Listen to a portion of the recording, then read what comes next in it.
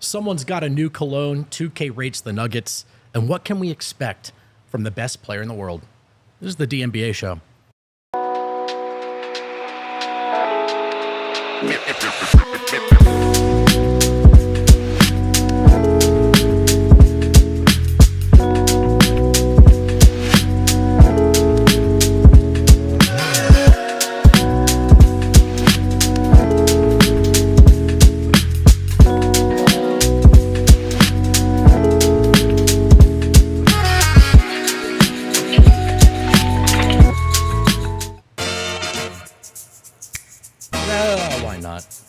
Why not do another show? Why not? Why not? What's up, everyone? What's up, everyone? And welcome in to the Toyota Lounge. Let's go! What's more embarrassing than doing air horns? Doing air horns for yourself. We're here in the Toyota Winners Lounge, driven by your front range Toyota stores. Toyota, the official vehicle of DNVR. And of course, we're not doing this show alone. We're here with you. The live chat, the Toyota chat. That's where you'll be talking to us today. Get your chats in there, delivered by the 2024 4Runner. And man, I don't have a segue from Toyota to Harrison, but I am ready to do a show with Harrison. How are you, brother? I'm doing great, man. You know, just firing up my PS4, looking at some 2K ratings, just obsessing over, who's too high, who's too low. That's what I'm doing. If anyone kind of rolled their eyes at that inclusion in the show description, it's a brief note. We've got other stuff to talk about, but we will talk about it because I know some of you play. And what are we without a little righteous indignation? We'll dig into it, of course. But first, Harrison, as always, brother, should we do a little housekeeping? I love a little housekeeping. Little fall cleaning, this would be. Who doesn't, brother? Who doesn't? Especially when we get to lead off this house cleaning with a fun note. Harrison, someone involved with the Denver Nuggets has a new cologne. I want to see if you can sniff out who that might be.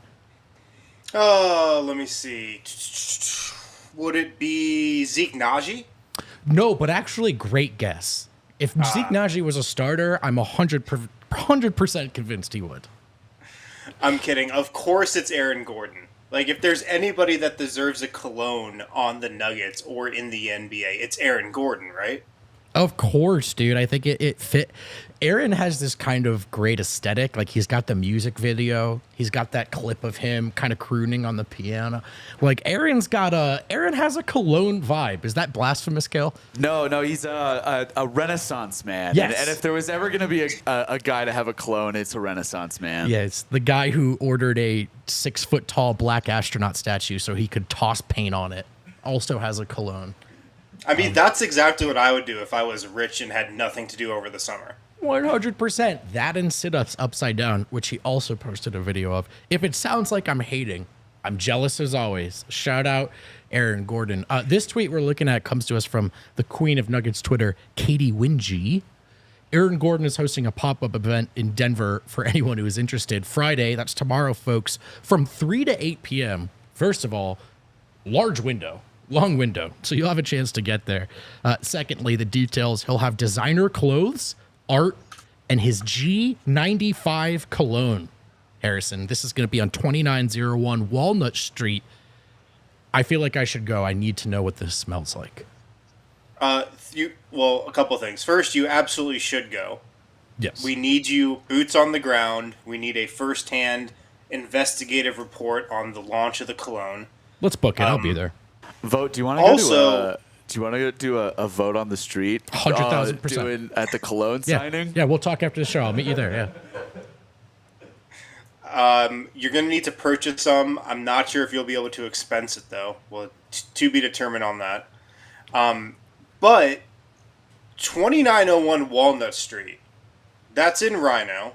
If you're local in Denver, you know where Rhino is. Is this at his warehouse?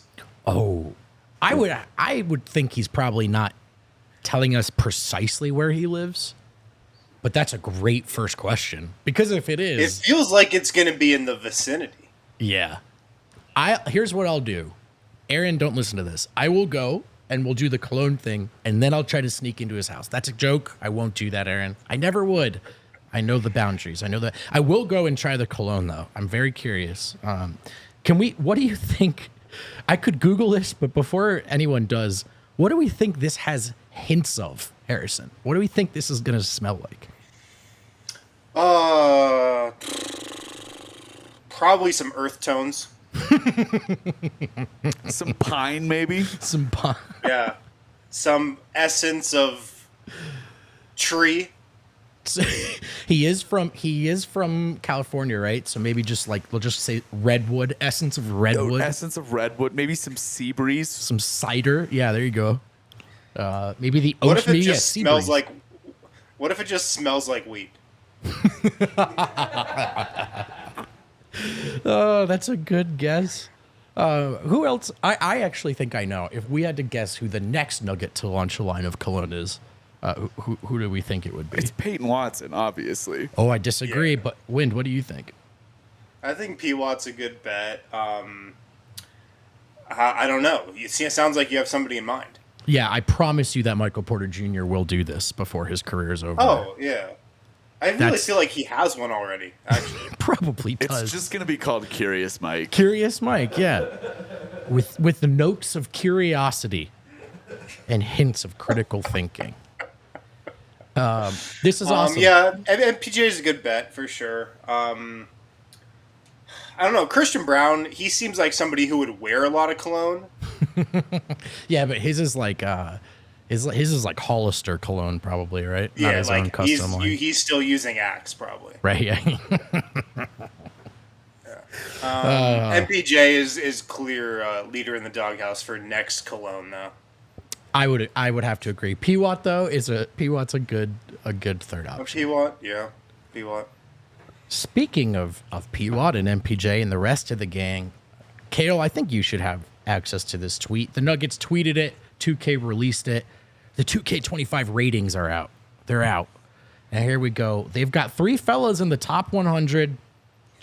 Jamal Murray at 87, Aaron Gordon at 84, Michael Porter Jr. at 83. I should say 4 fellas in the top 100 because Jokic, of course, who's somehow not on this graphic, is a 98 overall. I don't think they've released the guys that are like 99 overalls and stuff yet. So that's just speculation. Yeah. I have seen speculation that Jokic will be a 98.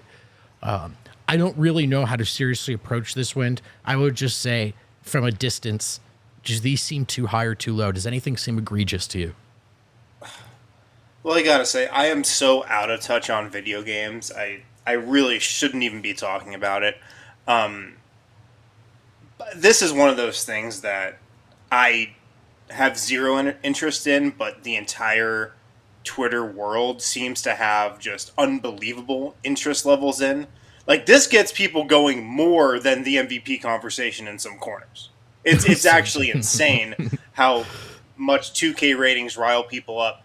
If I'm looking at just these 3, though, 87, 84, 83, Murray, Gordon, Michael Porter Jr., that feels kind of right. I agree. Jamal Murray probably seems a little low there if you're just comparing him to AG and Michael Porter. But it's not terrible. So another way to look at it, which actually allows us to maybe have a slightly more, I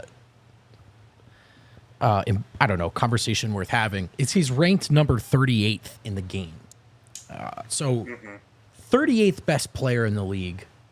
I think we know Jamal can cap out as a top 6 guy in the playoffs. He's literally done it, so it's not exaggeration. But 38th, he had a tough summer. Does that sound about fair, chat? What do you think? Wind, what do you think? I think it sounds about fair. I mean, nobody's ranking seems to fluctuate more than Jamal Murray's. Yeah. Like, going into last season, I mean, he was a guy that I think people like The Ringer had firmly in the top 20. I think even going into the playoffs, he was around that 20th mark. And like, if he had think about a world where Jamal Murray had another great playoff run. Right. He's a top after 20, the top 2023 15. championship run. He's clearly in the top 20. He's probably borderline top 15. And then, you know, if you're a real hipster, you'd probably talk your way into him in the top 10. Again, if he had a run like he did when the Nuggets won a championship, if he had that 2 years in a row. But look, I mean, Jamal Murray had a bad playoffs, even though he did have a couple unbelievable moments. He had an okay regular season. It was fine. But, he's got to prove himself again in the minds of a lot of people, including the people who do the 2K ratings. So, I mean, this just kind of is another seed in what Jamal Murray's story is going to be this season. It's going to be about like redemption and proving that he is the top 20 guy that like he thinks and a lot of people still think he can be. Yeah, I kind of agree. I just think that general framing is super fair. Like there's an onus on Jamal to prove it again, which seems unfair given what he did in the playoffs, but of course he had the year that he had and it is what it is. So I actually think that's some worthwhile analysis, Wind. You know what's not fair to Jamal Murray is this face scan. Kel, can we bring that tweet back up? Because Aaron Gordon, that's what he looks like. Michael Porter Jr., that's what he looks like. Jamal Murray, I feel like they did him a little dirty on this one. I feel like it's a little tough. So I don't know. I'm just saying 2K. Like I feel he looks like can... DJ Khaled. Does he not? The neck beard I don't think is so intense. Like he actually, but listen, maybe we don't need to go too far into male form corner. I'm just saying, before you help him out with the ratings, help him out with the face scan. That's all. That's all I'm saying. Speaking of Jamal Murray, Harrison, Jamal Murray is back in Denver, which is awesome. We have seen some photos of him at practice playing with the young guys, which is awesome. Something we know Jamal likes to do. Something he probably would have been doing earlier had he not been tied up in the Olympics. That said, Harrison, we don't have a contract extension yet. Signed, the news, officially. I am not just trying to kick up a dust storm just for the sake of it. But, look, I think conceivably some folks are curious. Is it worth reading into at all in your mind that he hasn't signed this yet? Oh, it's a story, no doubt. I mean, if it gets to the regular season and he doesn't have a contract extension signed, that's a massive story. Heading into the last year of his deal, and then the potential that he becomes a free agent, I don't think that's what's going to happen. I still think there's a deal that's going to get done here. Yeah. But if it lingers, yeah, that is a story. I mean, of course. The second best player, this historic playoff riser, the key to another championship, in a lot of people's opinion, not having a contract extension and going to his last year, yeah, that'd be a massive story.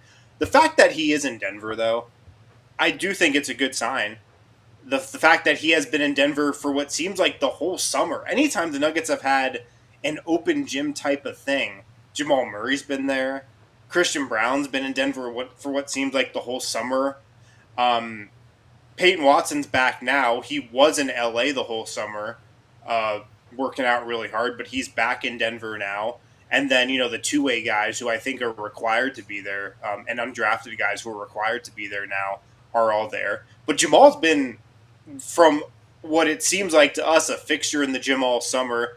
Seems like he's in decent spirits. I mean, he was there before he went to the Olympics and joined Team Canada as well. So I think it's a good sign that he's around the team, around the organization. And again, like I still would think a contract gets done. It doesn't seem like it's something that should linger into the season. It's a bad sign if it does, in my opinion. But I love the fact that he's around the team. Me too. Be a bad sign because it hasn't really happened with this team. And that's part of their philosophy and paying these guys ahead of time, which, can cause some anxiety. But you also then avoid this anxiety, which is having to even have this conversation. Agreed, though. Jamal's always been good about this, I think, being around the guys early, wanting to be around the young guys.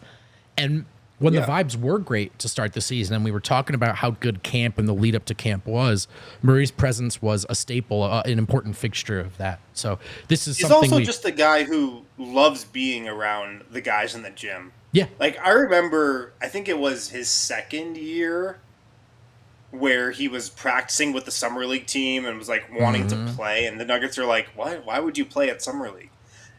He loves being in the gym. Like, that's his happy place, the basketball court, the Nuggets practice gym. I feel like that's where he's most comfortable, on the court, in that type of environment. So he's a guy who just loves being around other guys. And I think you can read a lot from and just tell a lot from the guys that are in the gym. Yeah. Christian Brown, he's obviously been putting in the work this summer. And that's not to say the guys who aren't here aren't putting in the work, but if you're like in Denver around the team, I feel like that goes a long way with this coaching staff, with some guys in this front office as well. I agree, man. And I like, maybe this is reading in too much, but I think it reflects some just eagerness and excitement to just be there and be ready for the season. And lastly, just to put a bow on it, I think, unless I'm misremembering, Murray, after the injury, went to Summer League, Peyton Watson's first Summer League. And I think he even played just in like a 5-on-5 informally as well. So yeah, we know that he tries to be around the guys for sure. Speaking of the guys I like to be around, unless it's because there's been severe damage to my roof,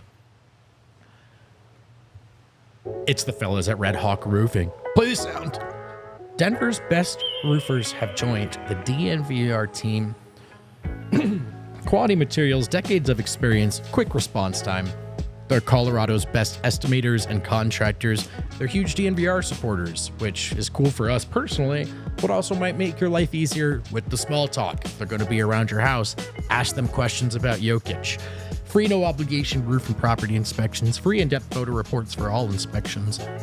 Coloradans know, very sunny state. It's very beautiful in the summer. Don't let that deceive you. Hail might still come. You might already have received hail damage. You can't always see how bad it is from the ground. That's why you got to send the Red Hawk roofers up there. Supporting your local teams means supporting local businesses like Red Hawk Roofing. If you're looking for a new roof over your home or business, be sure to check out Red Hawk Roofing at redhawkroofing.com or call 720-771-8921. Tell them that DNVR sent you. And if you got a strong feeling about today's topic, what to expect from Jokic, or what we just talked about, what to expect from Jamal Murray, you might put your money where your mouth is at Bet365, where it's never ordinary. I'm pretty sure they've got some NBA futures up already, from team success to awards. And of course, once the season drops, all kinds of times and ways to play. They believe every sport should be epic. Right now, new customers can choose between two offers when they open an account at Bet365. Use the code DNVR365 to sign up. Deposit $10. Then you get a choice. A bet and get offer. Place a bet of $5 or more and get $150 in bonus bets, or a first bet safety net offer by placing a bet up to $1,000. And if your qualifying bet loses, you receive a match refund in bonus bets. You have to be 21 or older and physically located in Colorado. Please gamble responsibly. If you or someone you know has a gambling problem and wants help, call or text 1-800-GAMBLER. You want to know a bet I've already put down this season, Vogt? I do. And full disclosure, this disqualifies me from voting on the end of season awards. Just want to put that out there. This full disclosure, I'm disqualified now. I don't know if you saw that rule. I have already placed a bet on Russell Westbrook to win Sixth Man of the Year. Wow. Is this an insane is this a hot take? What do you think? When did I talk this out yesterday before the show started? And I thought it was a hot take, but after hearing all of his reasoning, I'm kind of on board. The narrative is already set with the Nuggets, and we'll talk about this a little bit, but the narrative is already set. They got worse. They took a step back losing KCP. They're not going to be as good as they were last year. And what's the other narrative around the Nuggets? They suck with Nikola Jokic off the court. They can't do anything. Wow. If the Nuggets bench is suddenly good, Russell Westbrook's going to be the story. Dude, Wind's cooking. It would be a very fun Denver outcome. This is kind of Mares of me, I'm not going to lie. But I feel like a lot of the Russ in the later years, this doesn't work stuff is tied to Los Angeles. And that it didn't work with the Clippers and it didn't work with the Lakers, and he wasn't a fit next to Bron and all these other, traditional NBA superstars. Although Bron is kind of different in my opinion. But the point being, him coming to Denver, everyone from LA telling us It's not going to work. And then it working alongside Jokic, it would feel, is serendipitous the right word, or am I just pulling things out of nowhere? Whatever. It would feel dope. It would feel dope. Yeah. And a lot of people wouldn't get that credit Poetic. playing with Jokic, if they signed DeLon Wright, if they signed Monte Morris, one of those type of point guards, and the bench was suddenly good. I think people would, give the credit to if Jamal Murray is staggering with it, if Michael Porter Jr. is staggering with it, that would get the majority of the credit. But Russell Westbrook is such a big presence and such a big story. I really feel like the two stories all season are going to be the Nuggets and then Russell Westbrook. Like, those are almost two separate things. If the Nuggets bench is good, Westbrook's going to get the credit. He just is. And he probably will deserve it if the Nuggets bench is good. So I think it's a nice little sprinkle to put on there. It's a good take. It's a good setup for the season. Because again, we do this show after every game. We do it 5 times a week. I love doing it. I want to have real things to talk about. Westbrook will likely give us things to talk about one way or another. Speaking of things to talk about, Jokic won an MVP last year. Last year was also an ascension year for 2 names in particular, Victor W. in San Antonio, of course, the future of basketball, and Luka Doncic, perhaps tabbed as the best player in the world or next up as the best player in the world heading into the finals. I think both of these names are relevant for the following clip. And I think the clip comes to us courtesy of Will Jones from What's in a Game NBA pod with Grace. But the clip is from Hoop Collective, and Brian Windhorst, I think, is talking. And they did a little draft here, and they're drafting like franchise guys to start your franchise with. And I think they're all doing teams respectively. And Windhorst who wasn't doing a snake draft in the heat of the summer, Who isn't, right? And Windhorst gets his first pick here. I think it's the 3rd pick overall. He goes with Jokic. And Kale, why don't we listen to the rationale here? If this legitimately was a draft where there was some super expansion team and nobody could be protected, I would consider even taking Jokic with the number 1 pick. And the reason I think that's totally reasonable. He's almost no maintenance. Go find me a superstar in any sport in the last 30 years and tell me a no maintenance superstar. You're looking at like Tim Duncan. Who else? I think there's been 2 in the NBA. I was going to say Steph has Tim Duncan and Steph, I would say, are the 2 in the NBA. Steph's pretty low maintenance. I would say Dirk is pretty low maintenance as well, but go and on. I would count Dirk Jokic in already that has too. more MVPs than all of them. Yeah. By the way. And the challenge for him probably remaining super elite is his interest level in doing it. Yeah. His interest in doing it and his willingness to continue the year-round commitment. Call it there, Kale. First of all, shout out Windy, absolutely cooking. Wind, your initial reaction, especially I think to that no maintenance tagline, which I thought was just a great succinct way of framing part of what makes Jokic almost impossible not to take for granted. Oh, absolutely. It's the part that makes Nikola Jokic most different than every other superstar, in my opinion. He is absolutely no maintenance. And, it's the Nuggets got so lucky. Not just that they got one of the greatest players of all time in the 2nd round of the draft, but because they got that guy, and he is a no-maintenance superstar. He's not a guy who's going to, demand certain things. He's not a guy who's going to, impose his will a lot of the time on personnel decisions, on coaching decisions. And, there are certain aspects of where I'd like Nikola Jokic to impose his will a little bit. And, maybe he's shifting into that with him wanting to play with Russell Westbrook. That's certainly a story. But, for the large part, Nikola Jokic is what every franchise dreams of when they're thinking of a superstar in terms of just his attitude, his mindset, how he carries himself on and off the court, the example he sets for others, the leadership. So yeah, I mean, no low maintenance. Yeah, he's absolutely no maintenance. Yeah, he really is. And I think in many ways, like stylistically, just the way they play basketball, despite being closer to Duncan in position and size and all that, Larry Bird to me was the first obvious comp. People thought we were blasphemous for that until Greg Popovich, of all people, agreed. But Tim Duncan, I think, is the emerging one for Jokic's career, Jokic's aspirations. We know he's named Tim Duncan as a guy he wants to sort of emulate or would love to be.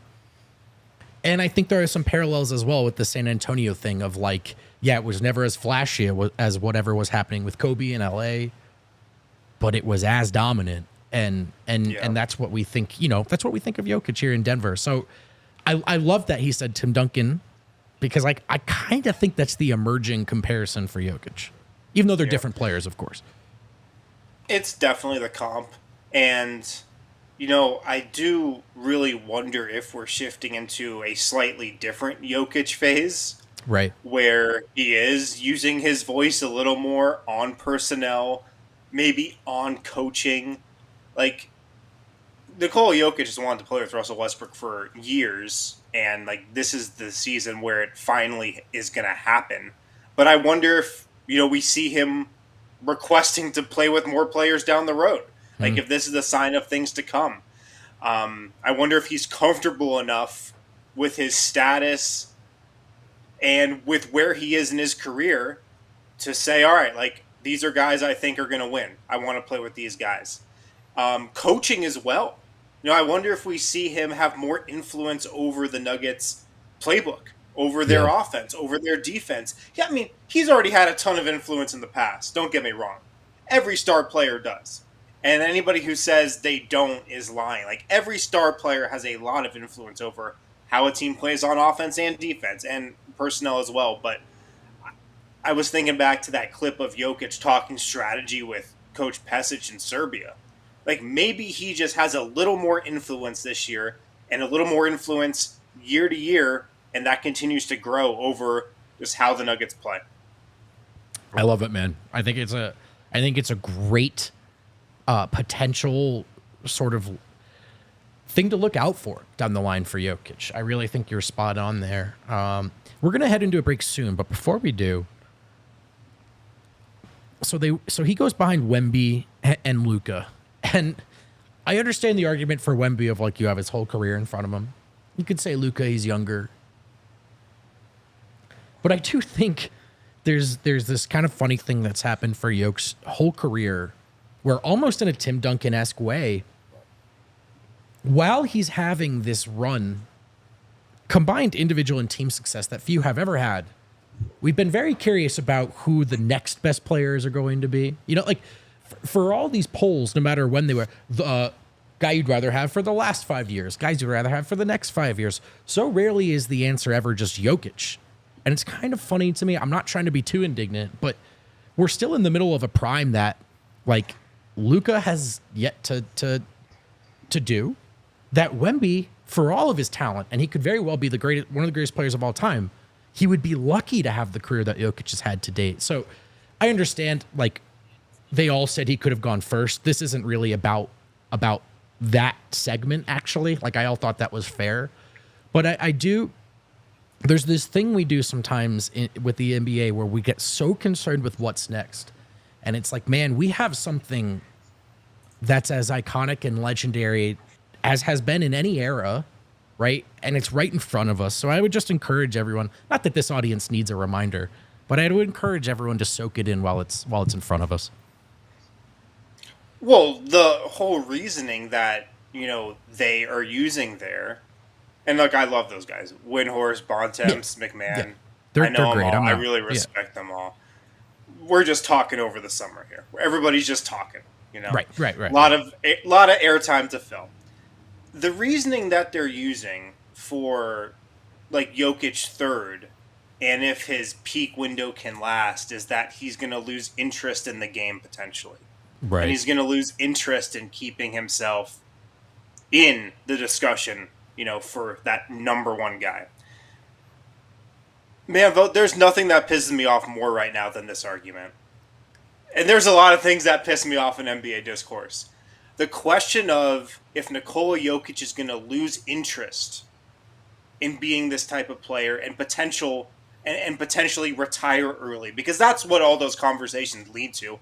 Oh, he's going to retire early and go back to Serbia and just hang out with his horses. There's nothing more that pisses me off about like NBA discourse than that conversation right now, and the question of, oh, does he really love playing basketball in the NBA? Did we not see him jump into the pool with Jamal Murray after he won the championship? Dude.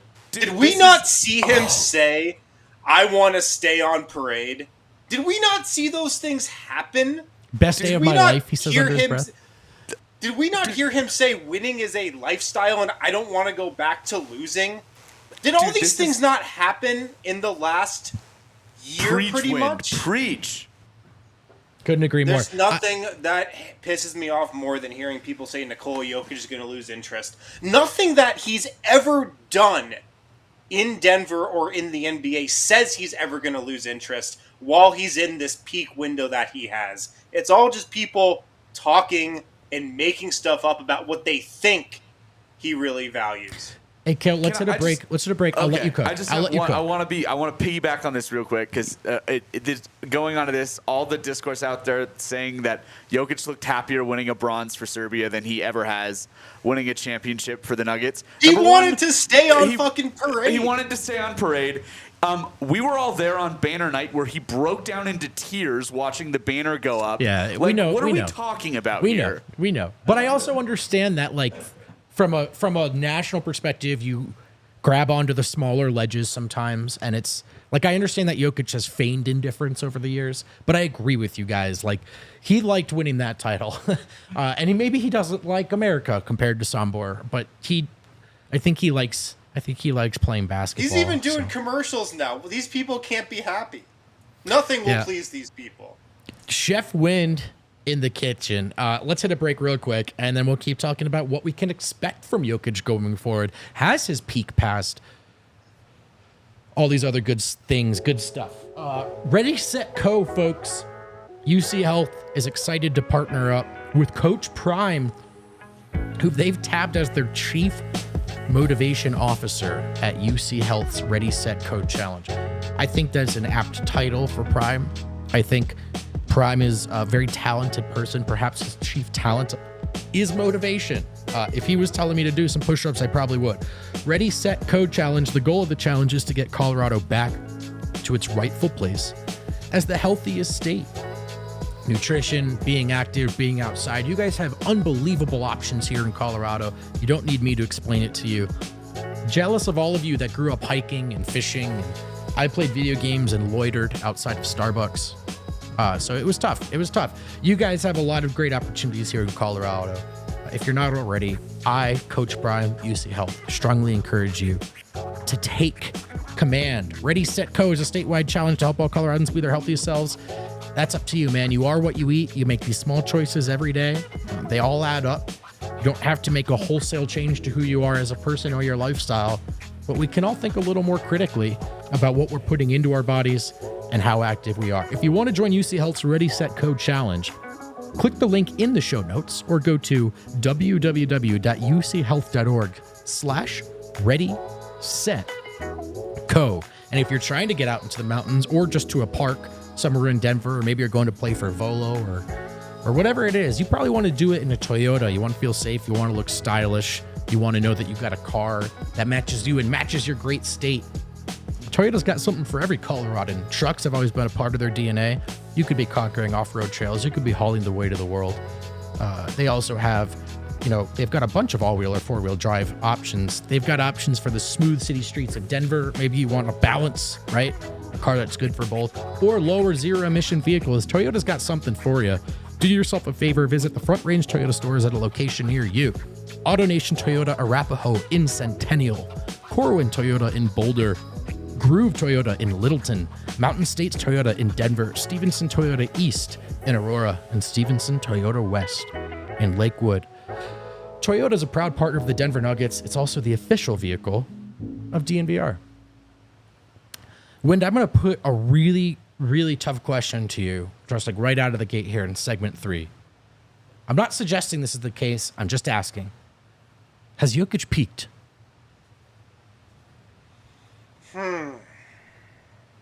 Has Nikola Jokic peaked? I'm just asking. I'm not saying he's fallen off or I'm just curious what you think. No, I'm going to say no. All right. And I only ask because his peak is like, a level that few people have ever even scraped. So just setting the table for, I think, a good conversation to have here to close out the show. And that's what we can expect from Jokic. Let's do a little table setting. The last time Jokic played for Serbia over the summer, it was in 2022. I think we were there. And do you know what happened next? Do you remember what happened next? They won a title. That's right, Kel. The Denver Nuggets won a title. Jokic in the regular season that year was awesome, a near triple-double. But he did not win an MVP. So just first and foremost, actually, Wind, is there an MVP curse here? Do we not want Jokic to win in the MVP? Is this related in any way to championship hopes? It's not, but to answer your previous question, I thought you were going to say we lost to the Utah Jazz in humiliating fashion in the first game of the season. That's what I thought the answer was. I do remember about what happened when we got back from Serbia. That was the first game of that year. And then they won the championship. Is the MVP a curse? No. Absolutely not. I hope Jokic wins MVP every year because it continues to put him at such a high level in the pantheon of all-time greats. And I just want to see him continue to climb that. But look, man, if Nikola Jokic has an MVP-worthy season again, and if he is in the MVP conversation again this year, after winning 3 of the last 4, after nobody wanted to give it to him in a couple of those seasons, and he still won it. If he wins it this year, after the second round exit last year, if he can convince voters to give him to it this year, he will have to have such an unbelievable season that it's undebatable who the MVP of the NBA is. And that means the Nuggets are in a great spot. Now, is it the best thing for the Nuggets if he puts up the best numbers of his career? I think it could be a good and bad thing. I think the good part of it could be, like I just said, the Nuggets are in a great position and the offense is humming and he looks great and, he is still at this peak level individually, but also it could mean that he's got to overexpend himself in the regular season like he had to last year, and I don't think we want that. So I think it could be a good and a bad thing. Overall, though, if he has an MVP year, that means the Nuggets are in a great spot, and that means he's in a great spot. I agree. In general, do you have a feel for what will or won't be different, especially in terms of production? He averaged 24.5, 12, and 10 in the year we were talking about, the title year. What do you think we're going to see from Jokic statistically this year? Should we brace ourselves for any drops for any reason? Do you expect significant improvement? Do you have any strong gut feelings? Well, he averaged 27 points per game the second MVP year. And of course, that was, that year without Jamal Murray. And then Jamal Murray comes back, they win a championship, and he only averages 24.5, so a 2.5 point drop. Doesn't seem like a lot, but that's significant when you look at Jokic's last 4 years, where he's pretty much been at that 26.5, 27 point marker for all 4 of them. And, the championship season, his points 24.5, the lowest that they've been the last 4 years. His field goal percentage, though, 63%, by far the highest that it's been over these last 4 years. He hasn't shot above 60% in any of these seasons ever in his career. He did during the championship year, 63%. His three-point shot was also great that year, 38%. If we're going every other year, that means he should have a good three-point shooting year this year. And his assists were also up, 9.8. That's the year he almost averaged a triple-double. So my initial thought on this is, and of course that year he was also coming off the summer where he played for Serbia. My initial thought on this is he has a year that's more similar to that year than the year that he had last year. So I think maybe his scoring goes down slightly. I think maybe his efficiency goes up and his assists go up. Do you think slow starts are still in the cards for Jokic? Is it a thing of the past? And does the Olympic run have any bearing on your opinion there? I think it absolutely could. I would expect a little bit of a slow start just offensively from him. I think if you look at the month-to-month splits going back to the championship season when he was coming off that summer playing for Serbia, I believe he only averaged 21 points per game in October, then 24 in November. Last season, he came out of the gate averaging 26 and a half in October, then almost 30 per game in December. So he was really looking to score aggressively to start last season. I think that won't be the case as much this year. I think offensively, he'll ease himself into the year more.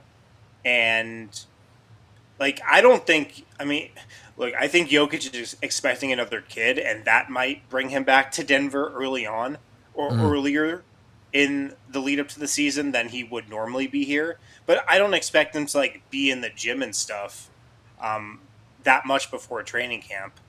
So I think he'll overall ease into this season offensively more than he did last year. And that could be a great thing, as he builds himself up slowly but surely into peak levels in February, March. Last Jokic question for you before we hit super chats. Let's just go scale of 1 to 10. How worried are you about Jokic's 3-point shot? How necessary is it? Will it get better? Will it get worse? Where are you at with it? Am I worried about it? No, I'm not worried about it. Would it be great if it was better? I mean, absolutely. I mean, if Nikola Jokic was shooting 38% from three, he'd truly be unstoppable. He already is unstoppable, but if you literally can bait him into if you can bait him into taking a three, that's one way to stop him. I hope he shoots a lot of threes this year. Last year he shot almost 3 per game. In 2022 he shot almost 4 per game. I hope he shoots 4 per game. One of the storylines for the Nuggets this season is, are they going to be able to make enough threes? They lost KCP. They're replacing him with Christian Brown. Can Julian Strawther step in? Can Michael Porter take a couple more threes? I hope Jokic takes 4 threes per game. And, if he's hitting at 36% like he did last year, I think that's fine. It's fine, but is it an absolute necessity that he shoots 38, 39%? No. It'd be great, though. Right. That's kind of the question. To me, it's slightly tied to the question of, has he peaked statistically, the absolute peak of his powers? Not to imply that at this point I think he's anything less than the best in the world, just that he would quite literally be unstoppable if it lived where it did, I think, that 1 year. But again, to call that nitpicking, I think would even still somehow be an understatement. He's obvious. Yeah. I think Jokic is the best player alive with or without it. I think he's gonna have it would be shocking to me if Nikola Jokic is not in the MVP conversation. Something would have to go so wrong with the Nuggets with his year for him not to be in the quote-unquote conversation, just because his numbers are going to be there. He's going to play in enough games. The Nuggets are going to be good enough. He's a lock to be in the top 5. He's almost a lock to be in the top 3. He would be if he hadn't won 3 out of the last 4. And there just wasn't the voter fatigue aspect that there is. But I expect him to have an absolute MVP season. I think there's a chance he averages a triple-double. Absolutely. Just like there was a chance he averaged one in 2023 during the championship year when he averaged 9.8 assists. I think he's going to have a similar year to that. But I also do think the inclusion of Russell Westbrook, I've said this before, he could be good, he could be bad. It could go either way. I think most likely it's going to be in the middle of that. He's going to be okay. He's going to have some good nights and some really bad nights. But just having Russell Westbrook here in Denver, Vogt, regardless of how good he is, it's going to take pressure off Nikola Jokic just on a possession-by-possession basis. There will be just less possessions that Nikola Jokic has to be in the center of and at the hub of with Russell Westbrook here. And you can debate if that's a good thing or a bad thing. I think the optimistic view is it will save Jokic a little more for the playoffs, just if he doesn't have to just expose himself as much as he did during the last regular season. Russell Westbrook here, he's going to take possessions from Jokic. He's going to take possessions, obviously, when Jokic is not on the court. But just having him in Denver and him being such a loud and potentially high-usage player, which I think will be on the Nuggets, it will help like Jokic take a little bit more of a backseat when he wants to. And I think optimistically save him a little for the playoffs. I love it. And I love this thread sort of on who could finish where in awards, or at least what their cases are. And I want to pull on it more because the show, as Kale astutely pointed out to me, goes to 1:30 now. So we're not even close to being done. We will hit super chats, though, to break it up. How about that? We'll do it live. All right. How about that? And they're from Centric. That's crazy. Do you think AG has a good season like Yoke, guys? What do you think in general about AG's season, Wind? I think he's going to have a very similar year to last year. I mean, like, AG at the point where he's at, how old is Aaron Gordon? I mean, I guess he's at the point in life where he's breaking out new colognes. He's almost 29 years old. He's not adding new things to his game really at this point. I like the big evolution that Aaron Gordon took in Denver was growing his basketball IQ, and I think that can continue to grow, but I think he's going to have a very similar season and maybe play a little more backup center. I don't know. All right. Good thoughts on AG. Cedric's next one. Let Jokic keep playing and let's stay on parade. I agree, Cedric. I agree. We're going to stay on this show, actually, because we do have 13 more minutes of studio time, and I have some more questions for my good friend Harrison Wind. You already sort of gave the sixth man of the year case for Westbrook, so I do think we can sort of move past that one. Will Michael Malone ever have a better case for coach of the year than the year when he finished? I think it was third. I believe Bud won it that year. And in my opinion, Malone should have. Since then, he hasn't really been in that conversation.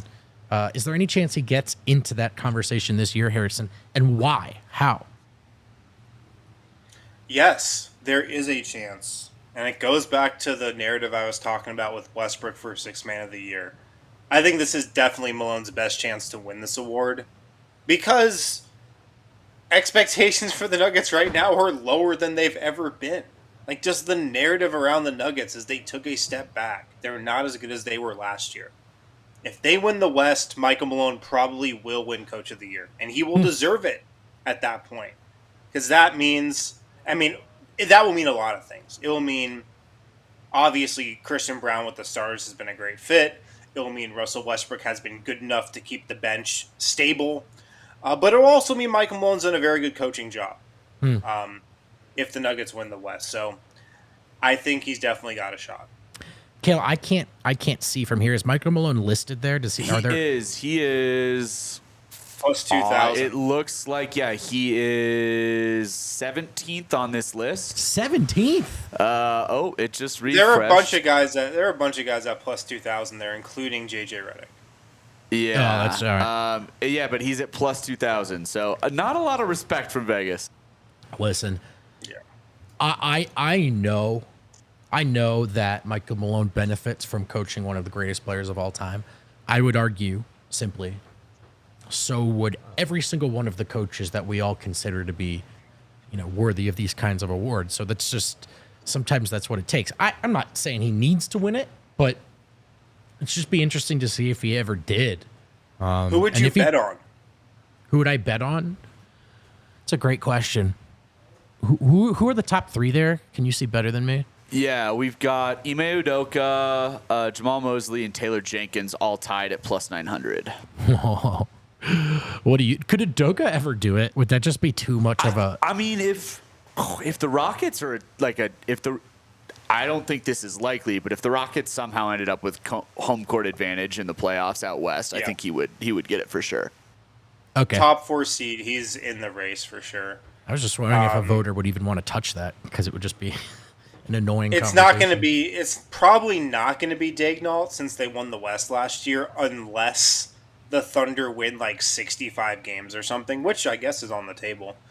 Mosley's a good candidate in Orlando. I mean, they could get top 4 in the East. He's a good bet. Taylor Jenkins is a good bet in Memphis just because they could bounce back from being one of the worst teams in the league to like being in the thick of the playoff race. If I had to put a bet on somebody, though, I'd probably go Mosley. I think the Magic... How shocked would you be if the Orlando Magic are the 4th seed in the East? I think that's a great 3. I would have said too high. 4, I honestly think like people are going to be able to compete for that, and with some breaks could get it. So like maybe they are the next team to look, let's not say contenders, but significantly better than they did last year. You know what I love is when betting guys go, what about the value bet? Which is just a different way of saying a bet that won't hit. And I'm going to do that right now. What are the odds on Kenny Atkinson in Cleveland? Or I assume they're... He's tied with Moch at plus 2,000. Plus 2,000? Only plus 2,000? That's what I'd throw on and then cash out and then probably make like $5. Just something to consider, folks. Something to consider. Kale, I didn't realize I think a good bet is Thibodeau also. Okay. I think Villainy says Nick Nurse here. Oh, that's all right. I see the vision. I mean, Doc Rivers, I know he has bad odds and people don't love him, but if the Bucks have a huge bounce back year, I kind of like the value there. Doc winning Coach of the Year with the Bucks would be one of the funniest things that's ever happened. Kale, I could see it. Realize you have these odds on hand, so maybe let's actually circle back to some of the stuff that Wynn's touched on already. Do they have 6 Man of the Year odds? Let's take a look at those. And what do we got for Russ here? Russell Westbrook at plus 1,600 looks like he is 14th. 14th. Let's call it a value bet, Wynn. What are you thinking? I mean, yeah, I think... Are these just the same odds from last year? Like Malik Monk, Naz Reid... Didn't they go 1-2 last year? Yeah. Jordan Clarkson being on this list is genuinely hilarious. I feel like the 6 Man of the Year list is actually the same thing every year. You just make 2 or 3 tweaks. It totally is. My value pick here is Caruso at plus 1,600. If the Thunder are the 1 seed, I think he gets a lot of love. That'd be fun. Caruso's good. Caruso's very good. Deep sleeper here is Nembhard at plus 4,000. Ooh, coming off the playoff run. It's a great sleeper. That's a great sleeper pick. Man, you guys are good at this. And then there's some good here. Ben Simmons plus 10,000, maybe worth a sprinkle. Eventually, it's got to happen, right? No, eventually, it's got to happen. Peyton Watson does make the field at plus 10,000. Just throwing that out there. Dude, that's actually awesome. Plus 10,000? I mean, Kale, Santi Aldama made the field here, and he's playing in Spain next year. Okay. All right. Sorry. Are we sure this might be last year's list? No, this is 24-25. I checked. Damn, man, that's crazy. You know what? I'm throwing $1 on Peyton Watson. Why not? Why not? We live in a world where the Rapids made the League's Cup semis. Anything can happen, right? And then, I'm just kidding. He's playing with the Grizzlies. That's a good joke. You had me. I believed it. I bought in. Okay, I agree with Wynn's assertion that Jokic is always in contention for the MVP, even if he's not a favorite. And honestly, he's going to be in contention voting-wise, no matter what happens. What do the odds say, super producer Kel? Jokic is the favorite. Jokic is the favorite currently as of 1:24 p.m. on Thursday, August 22nd. Jokic is at plus 350. Luka Doncic, very close, plus 360. And then SGA, I would assume, is the third. Yep, SGA and Giannis both at plus 500. Well, let me ask it this way, Harrison. Those were the 3. Does anyone else enter or slip out of that conversation this year, just in terms of the real convo, the top 3? Yeah. I mean, there are a bunch of guys who could break in, I think. Anthony Edwards could be in the conversation for sure.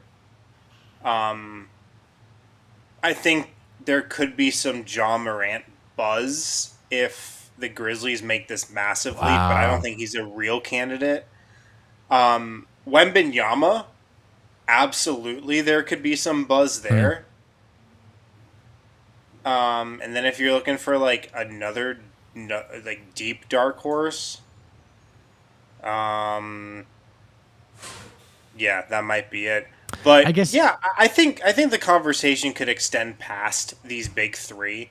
Embiid, I mean, if Philly's going to be really good, I think, and Embiid can get himself back in that conversation for sure. So it can expand, yeah. We'll see if Ant has another leap in him. You know, like if he's the guy all regular season he was in the playoffs against the Nuggets, he'll be in the conversation for sure. A guy that I don't think would win it, but I'm curious if and when he'll get into like top 5 a little more. I guess he had that 1 year is Devin Booker. And I don't think Phoenix would be good enough, and I don't think he'll win it. But I think he bought himself a lot of good favor with Team USA. Like, as much as I love to hate on Phoenix, him tweeting, "I'll do it. I'll do the role player stuff," and then, in my opinion, clearly being the best role player. I hate to say it, guys. Very cool stuff. It did make me like Devin Booker more. Yeah, it was a great play from him, and he did have his stock is definitely very high right now, coming off the Olympics for sure. It is. I like this call out from 42 Ultra. Brunson, dark horse. Sure, why not? Absolutely. That's a great call, Jalen Brunson. Great call. Yeah, if the Knicks somehow end up a 1 or a 2 seed out east, there's going to be New York media is going to make that push hard. Do we have most improved player odds? We could just take a look to finish. If you don't, that's all good. Because I'm kind of... It's on. Oh, there we go. This conversation's changed a bit over the years, no? I kind of feel like who wins it and why is different than it used to. Yeah, I agree. Victor Wembanyama is the favorite here, but I almost feel like that doesn't count because we do now. Know how good he is. That's what we do. We look for the guy who made the leap, right? Yeah, guys that we already knew were good. He already made the leap. Isn't there the unwritten rule that you can't vote for a second-year player for most improved player? I kind of think that is an unwritten rule. Yo, this is actually a great call.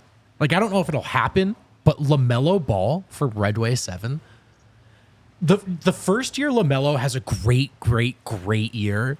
I actually think he would be squarely in this convo. Is that silly? No, I don't think that. I don't think that's. You think it's silly? I just think he's just like hasn't. It's been like whatever. Ball's just chilling in Charlotte. No one cares. What if he was really good? What do you think LaMelo Ball's stats were last year? No idea. I honestly don't have they were. No, I bet they were impressive, but I don't care at all. Actually, I would guess like 18, 8, and 3. Dude, he averaged 24, 5, and 8. Oh, whoa! He was way better than I thought. Oh, intern Nick is like having an aneurysm. Not an intern, actually, full-time employee. I don't know, man. LaMelo Ball's kind of like big numbers. They just he's suck. Good. He plays for the Hornets. So I guess actually, is he good though? I don't know. Well, that's kind of what I mean, right? Like we don't know because they're the Hornets. But what if he had a year where it was like, no, LaMelo Ball is good. Whatever. Who cares? I think this is going to be Kobe White. Because I think like he kind of made the leap last year, but nobody was really paying attention. That's East smart. is super weak. I think he's going to put up some big numbers, and the Bulls are obviously a media darling. Don't think it's ever going to happen. Is MPJ on this list? The only nugget that makes this board is Christian Brown at plus 4,000. Okay, so Porter's just too old now. He's graduated past the MIP kind of crop. All right, fair enough. He's also John probably just not gonna. Plus 5,000. Most improved is a weird award, but if I had to put a sprinkle on anybody right now, that's a bit of a dark horse here. I'd probably put it on Jalen Williams plus 18. Jalen Williams. Oh, I like that. Chat likes Jalen Green, which is also a pretty good call, actually, especially if the Rockets are primed for a jump. It's better than the LaMelo Ball. Hey, look at that. An hour's come and gone, and I had a ton of fun. What about you guys? Did you have fun, Kel? Always good to hang out with the fellas. There we go. Harrison, did you have fun? That's what's important. We didn't even get to Defensive Player of the Year. Well, that'll just have to wait. That's a whole episode. Is Wemby already at Victor. minus odds for that? It's Victor. Yeah. I mean, the joke is that's not a very long conversation. Yeah. Like, unless Victor Wembanyama gets hurt, he's winning it. Couldn't agree more. Especially after how the Olympics went for Rudy Gobert. Hey, I'd say this show went well. Thanks for hanging, guys and gals. It's August 22nd. We're grinding through the offseason together, having fun, talking Nugs. Soon enough, we'll be watching Nugs. Harrison and I will be back tomorrow. And then who knows? Maybe I'll see you guys at the Cologne pop-up. Shout out, Mr. Nugget.